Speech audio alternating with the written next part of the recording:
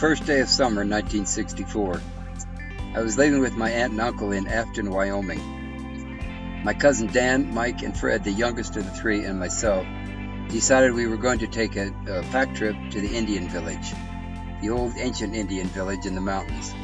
It was going to take us 3 days to get there, and we wanted to stay a few weeks. My uncle did everything he could to talk us out of it, but we were determined to go anyway.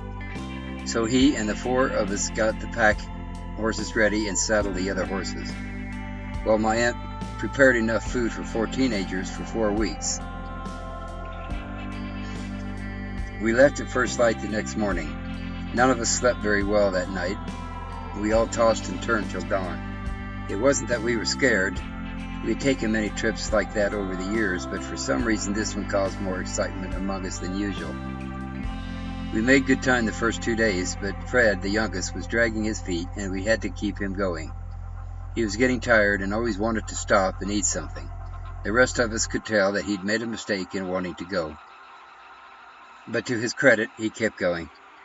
Most of the trail was well marked, and we had little trouble finding our way. There were plenty of wild berries and edibles that we stopped and picked. Fred enjoyed that part the best. But the closer we got to the top, the harder it was to keep our bearings and go in a straight line. Late in the afternoon, on the 3rd day, we arrived at the top of the little valley.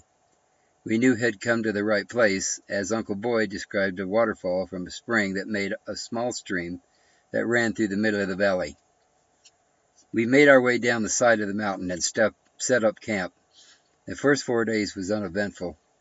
We slept and talked and dug in the stream, hoping to find our fortune in gold, and we dreamed.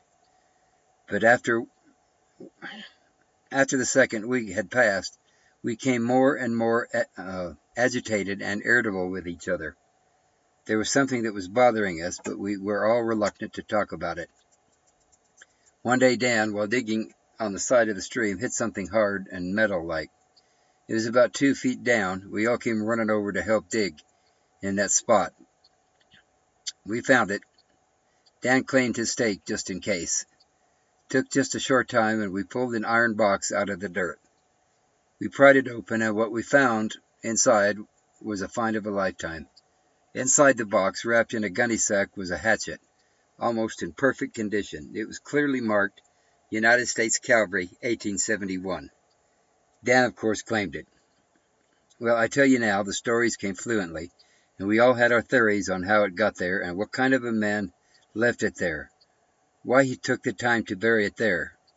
Was there an attack on the village, and he left it there for someone to find and remember that day? However, 3 days later, we all became very quiet and didn't speak much. We ate alone and would wander off by ourselves at times. One night I was awakened by a noise. I was drenched in sweat, and my heart was racing. I looked out the door of my tent, and there stood a man by the campfire. He was dressed in only a loincloth, and his hair was pulled straight back, tied against his head. I was unable to speak or make a sound.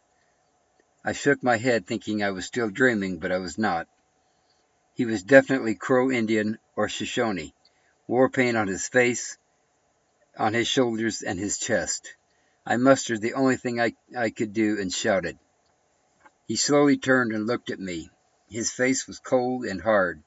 He stared at me for what seemed like minutes, and he turned away and walked into the woods. The rest woke up at me shouting and came running to my tent. As it turned out, everyone had seen him at some point, but no one admitted it until then. We surmised there was an attack, but not by the cavalry. It was by the tribe, and some soldier dropped it there, and it was buried by the tribe to remember that day.